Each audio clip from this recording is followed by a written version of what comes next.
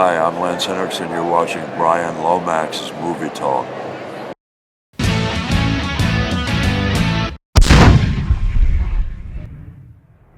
USS Indianapolis, Men of Courage is a new film released by Lionsgate on digital download on the 19th of December 2016 and the 9th of January 2017 on Blu-ray and DVD. The film tells the story of the crew of the USS Indianapolis, who most people will know about, I guess, through the film Jaws.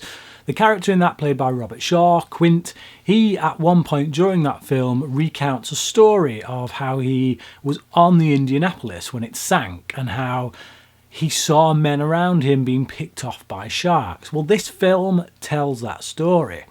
Little did I know when I first watched Jaws as a kid that it was a true story. This was the ship that carried the nukes, carried the nuclear bombs that they dropped on Hiroshima and Nagasaki. So as you can imagine, this is a very sensitive story to tell. There is wounds on both sides, American and Japanese. And what I think this film does very well is treat both of those sides, the Japanese and American sides, with dignity and respect.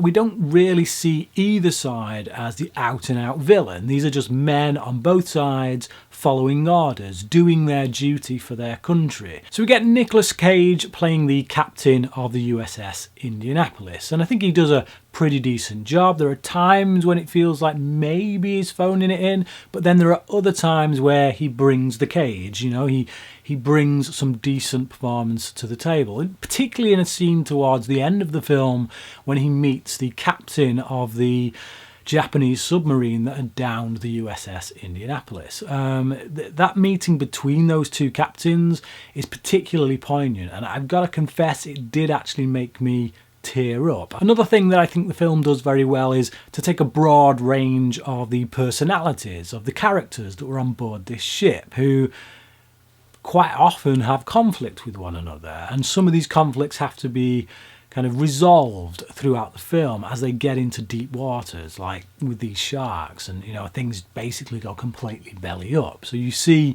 at times the worst of humanity, and then during struggle the best of humanity. But on the flip side of that, as I say, when we look at the Japanese submarine, we see this captain. He's a noble man. He wants to do the right thing. He's not simply about blowing these people out of the water.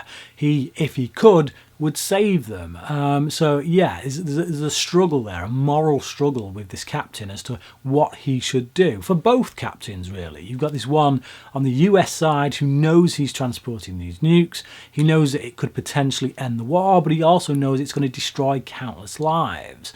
And the same goes for this man on the Japanese submarine.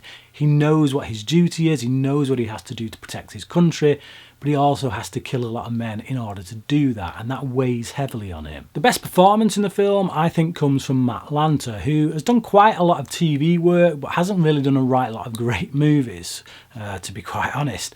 He's done some that really do suck. But yeah, he gives a really good performance in this. There's one moment in particular when he gets really emotional. I get caught up in that. I get caught up in his performance. We have Tom Sizemore in this film. He's not been around for quite a while. Obviously, he did a bit of a prison stint. I don't really know much about everything around that. I just know he's been out of the game for a while.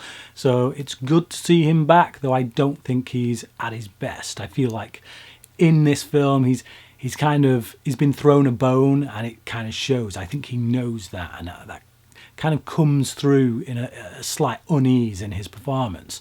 Thomas Jane in this, I must say, did not recognise at all. I got to the end credits and his name popped up, and I was like, what?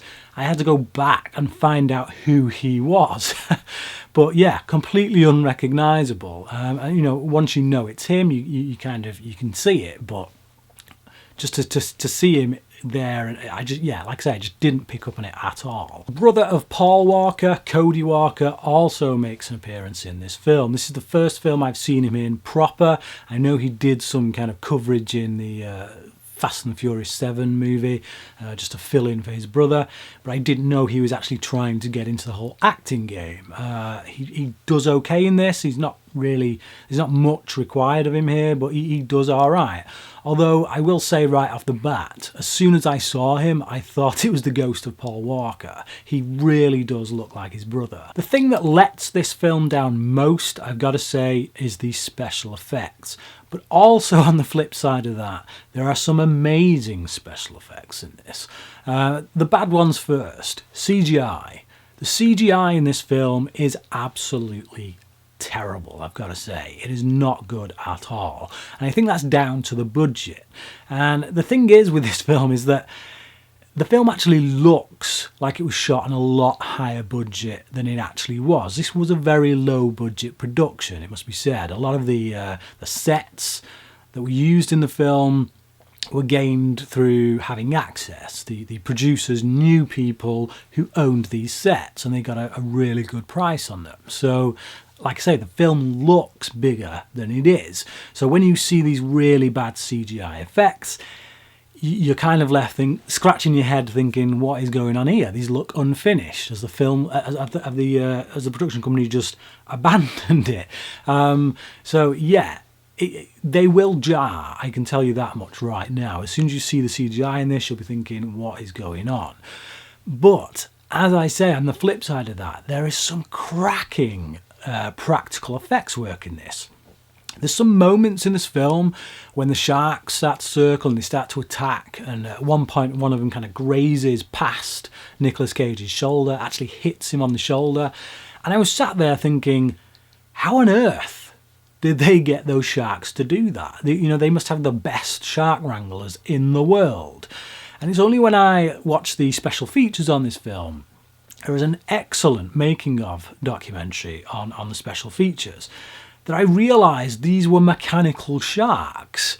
And I'm sat there in awe, just thinking, my goodness, these things just look real. We've come so far since the days of Jaws and even Deep Blue Sea. We've got these mechanical sharks that look like actual sharks. I was absolutely amazed by those effects. So like I say, it's like this coin in which on one side you've got practical effects that look amazing, and on the other side, the flip side of that, you've got these awful CGI effects which really let it down. Just going back to the special feature, obviously this documentary that they've put on the film, a lot of the time these kind of films that end up going straight to DVD, because this hasn't had a cinema release over here, but these films that go straight to DVD, they don't tend to have the best special effects, and even your bigger budget stuff, your stuff that does make it to the big screen.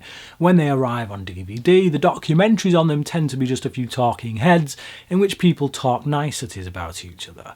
What I will say is that this is one of the best behind the scenes documentaries on a film that I've seen in a long time. It's only half an hour long, but it really does go quite deep into the behind the scenes stuff. Like I say, you learn stuff about the sharks and the way they shoot it, seeing the rig that they built in order to shoot all the stuff with the sharks and the men at sea without the camera wobbling. It's all fascinating stuff if you're interested in in how films are made, and seeing in particular how this one was made, given the low budget, and seeing what they get away with. You come away from it with a better appreciation, I think, than you would have if you didn't watch it. As I say, you watch this and you think this is a big budget film, yet why do you have the dodgy special effects? But it's only when you look at this behind the scenes footage and this documentary that you realise, actually, you know what, the film looks a much bigger budget film than it actually is. So yeah, good film, I think. It's already got a 5.1 on IMDb, and I think that's very underrated. I think it deserves a 7 on IMDb. It's not great. I don't think it's going to blow you away, but I think it pays real respect to the subject matter, and there are some genuinely touching moments in it, and a few really good performances, and like I say, some really good practical effects. I'm going to give it a 3.5 out of 5. So if you've seen the USS Indianapolis, Men of Courage, comment below and let me know what you thought about it, and tell me, what is your favourite war movie set at sea? Until next time, thanks for watching.